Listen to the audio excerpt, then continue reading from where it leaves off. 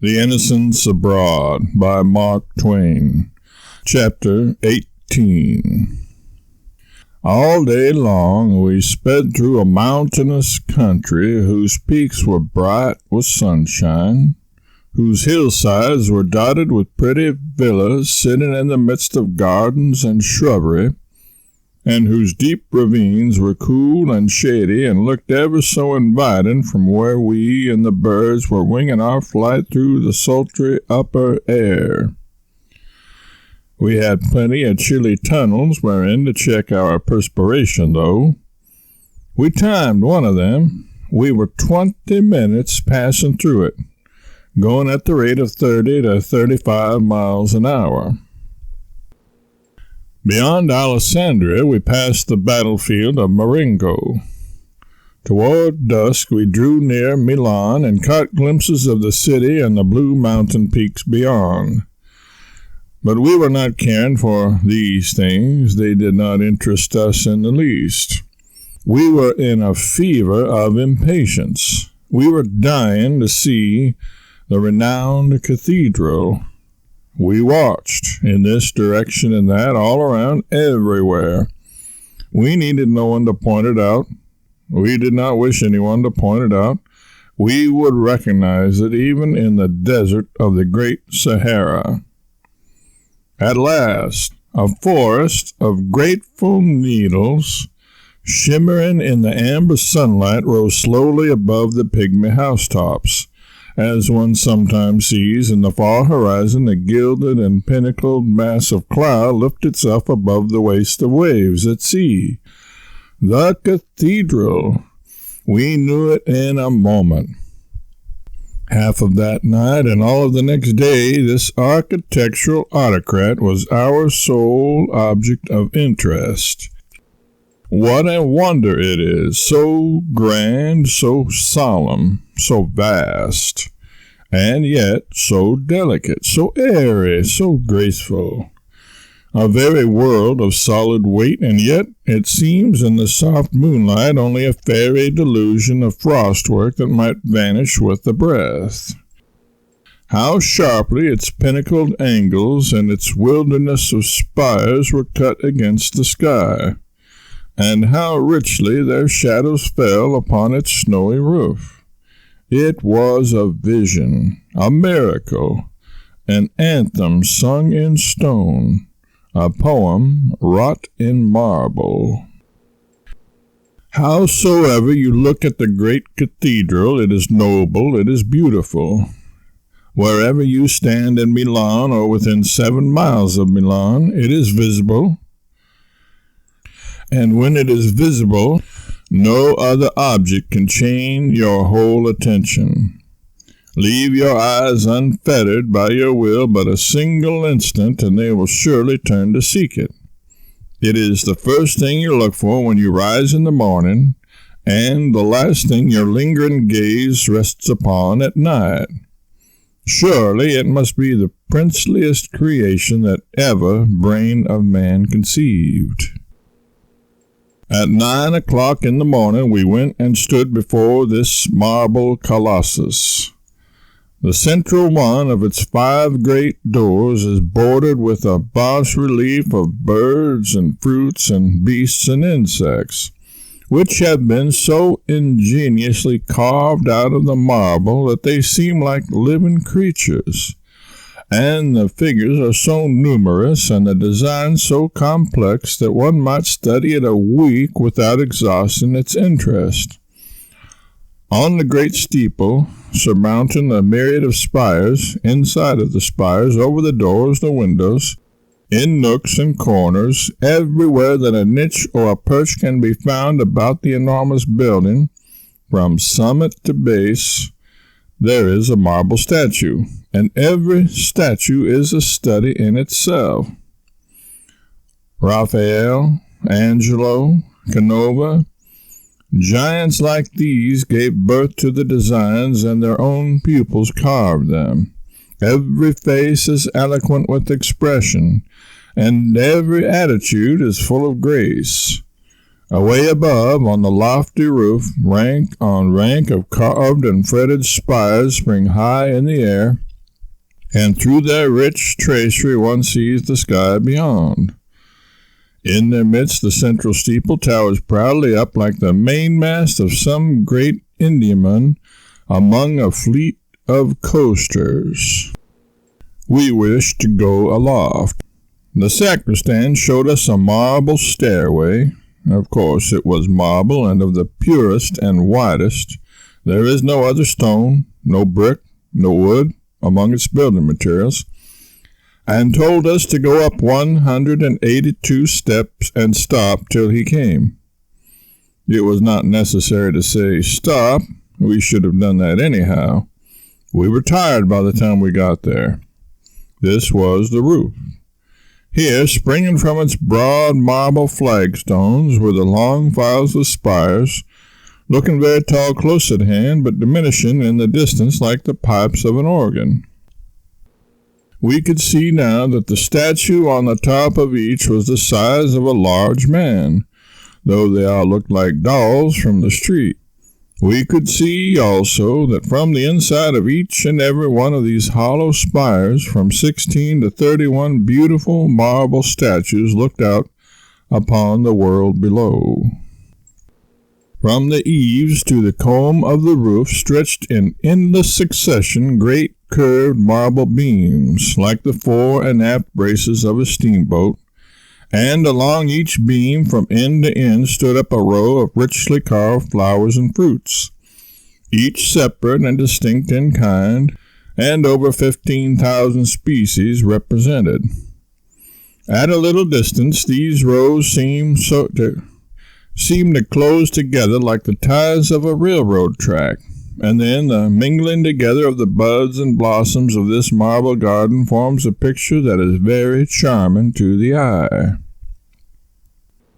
We descended and entered. Within the church, long rows of fluted columns, like huge monuments, divided the building into broad aisles, and on the figured pavement found many a soft blush from the painted windows above. I knew the church was very large, but I could not fully appreciate its great size until I noticed that the men standing far down by the altar looked like boys, and seemed to glide rather than walk. We loitered about gazing aloft at the monster windows, all aglow with brilliantly colored scenes and the lives of the Savior and his followers. Some of these pictures are mosaics, and so artistically are their 1,000 particles of tinted glass or stone put together that the work has all the smoothness and finish of a painting. We counted 60 panes of glass in one window, and each pane was adorned with one of these master achievements of genius and patience. The guide showed us a coffee-colored piece of sculpture which he said was considered to have come from the hand of Phidias, since it was not possible that any other artist of any epoch could have copied nature with such faultless accuracy. The figure was that of a man without a skin, with every vein, artery, muscle, every fiber and tendon and tissue of the human frame represented in minute detail. It looked natural because somehow it looked as if it were in pain. A skinned man would be likely to look that way unless his attention were occupied with some other matter.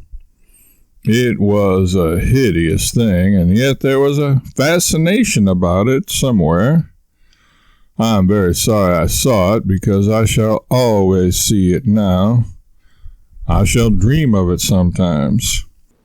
I shall dream that it is resting its corded arms on the bed's head and looking down on me with its dead eyes.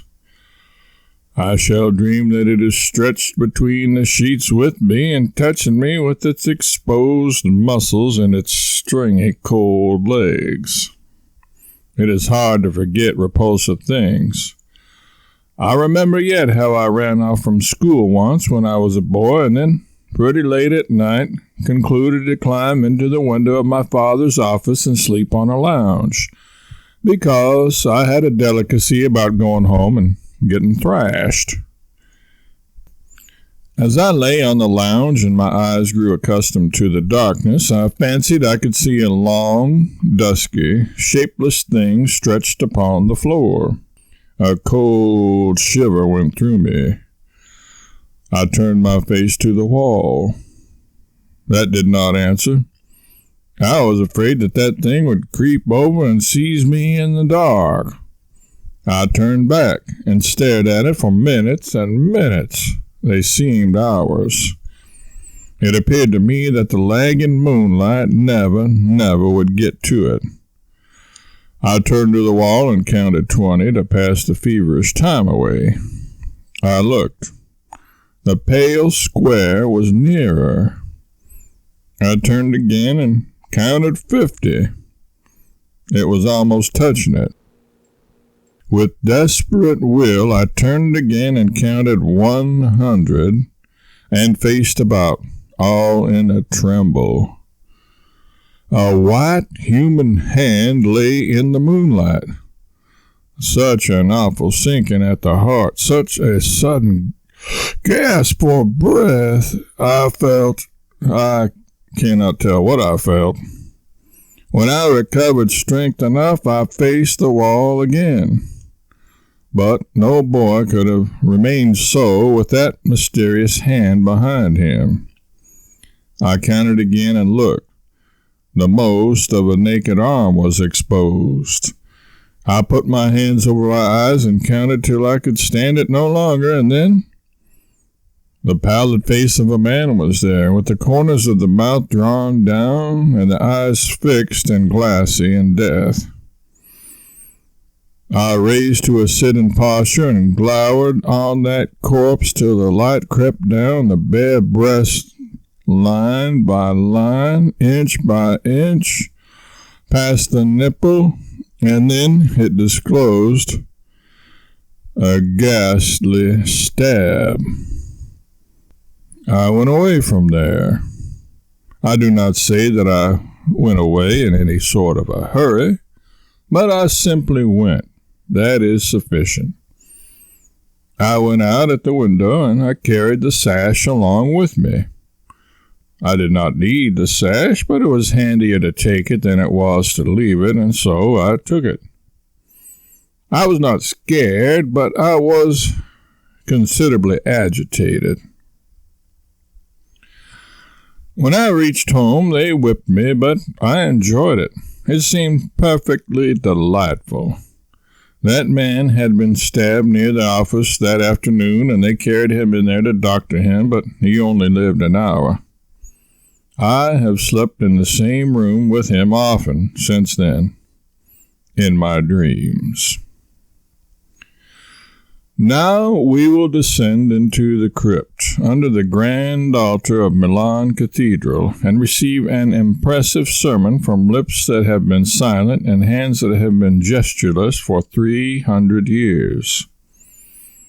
The priest stopped in a small dungeon and held up his candle. This was the last resting place of a good man, a warm-hearted, unselfish man.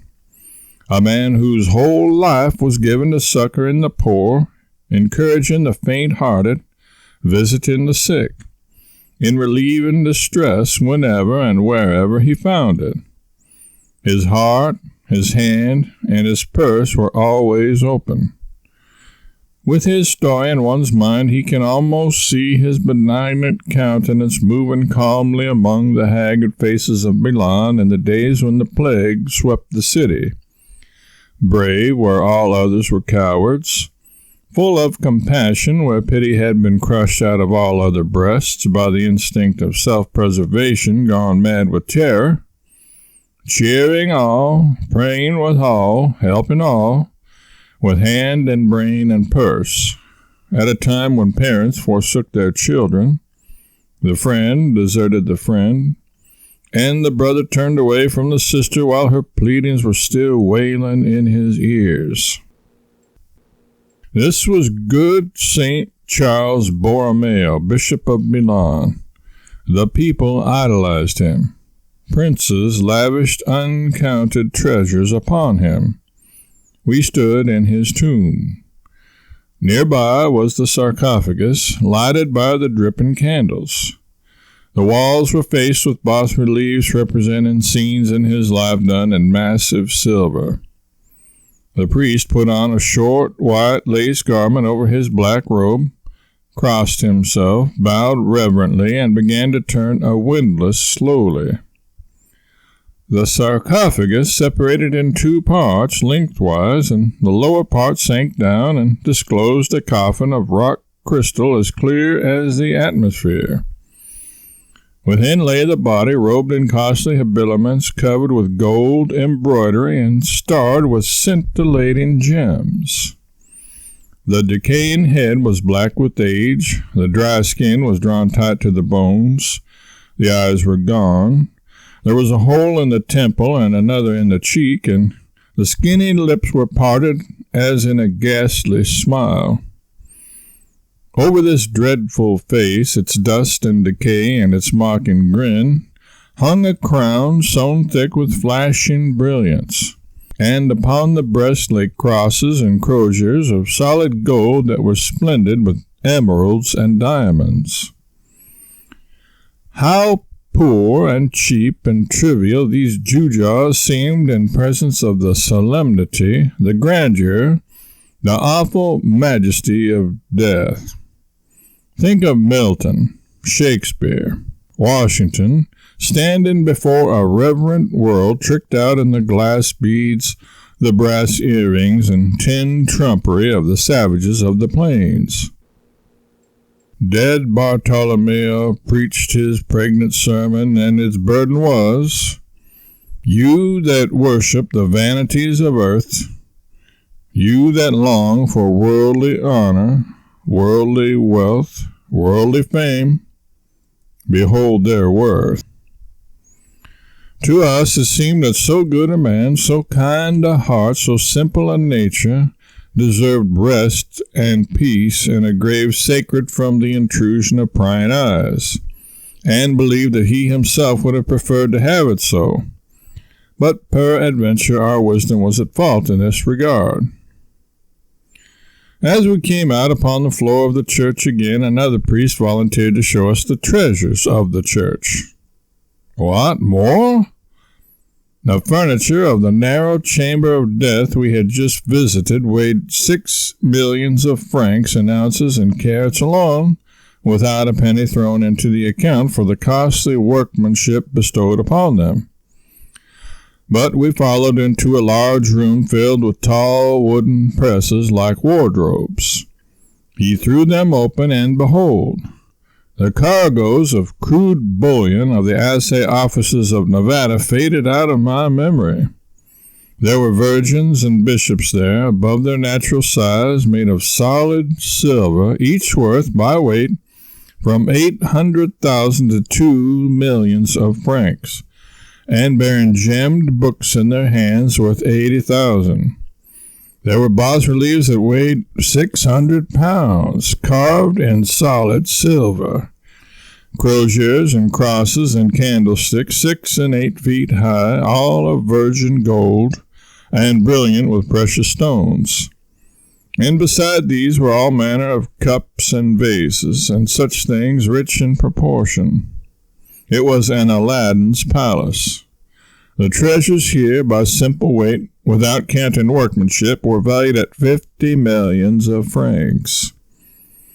If I could get the custody of them for a while, I fear me the market price of silver bishops would advance shortly on account of their exceeding scarcity in the Cathedral of Milan. The priests showed us 2 of St. Paul's fingers and 1 of St. Peter's, a bone of Judas Iscariot. It was black, and also bones of all the other disciples. A handkerchief in which the Savior had left the impression of his face. Among the most precious of the relics were a stone from the Holy Sepulchre, part of the crown of thorns. They have a whole one at Notre Dame. A fragment of the purple robe worn by the Savior, a nail from the cross, and a picture of the Virgin and Child painted by the veritable hand of St. Luke. This is the second of St. Luke's virgins we have seen. Once a year, all these holy relics are carried in procession through the streets of Milan. I like to revel in the driest details of the great cathedral. The building is 500 feet long by 180 wide, and the principal steeple is in the neighborhood of 400 feet high. It has 7,148 marble statues, and will have upwards of 3,000 more when it is finished. In addition, it has 1,500 bas-reliefs.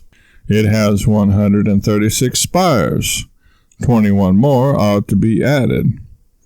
Each spire is surmounted by a statue 6.5 feet high. Everything about the church is marble, and all from the same quarry. It was bequeathed to the archbishopric for this purpose centuries ago, so nothing but the mere workmanship costs. Still, that is expensive. The bill foots up 684 millions of francs thus far, considerably over 100 millions of dollars. And it is estimated that it will take 120 years yet to finish the cathedral. It looks complete, but is far from being so. We saw a new statue put in its niche yesterday, alongside of one which had been standing these 400 years, they said. There are 4 staircases leading up to the main steeple, each of which cost $100,000, with the 408 statues which adorn them. Marco Campione was the architect who designed the wonderful structure more than 500 years ago, and it took him 46 years to work out the plan and get it ready to hand over to the builders. He is dead now. The building was begun a little less than 500 years ago, and the 3rd generation hence will not see it completed. The building looks best by moonlight, because the older portions of it, being stained with age, contrast unpleasantly with the newer and whiter portions. It seems somewhat too broad for its height, but maybe familiarity with it might dissipate this impression. They say that the Cathedral of Milan is second only to St. Peter's at Rome. I cannot understand how it can be second to anything made by human hands. We bid it goodbye now, possibly for all time. How surely in some future day, when the memory of it shall have lost its vividness, shall we half believe we have seen it in a wonderful dream, but never with waking eyes.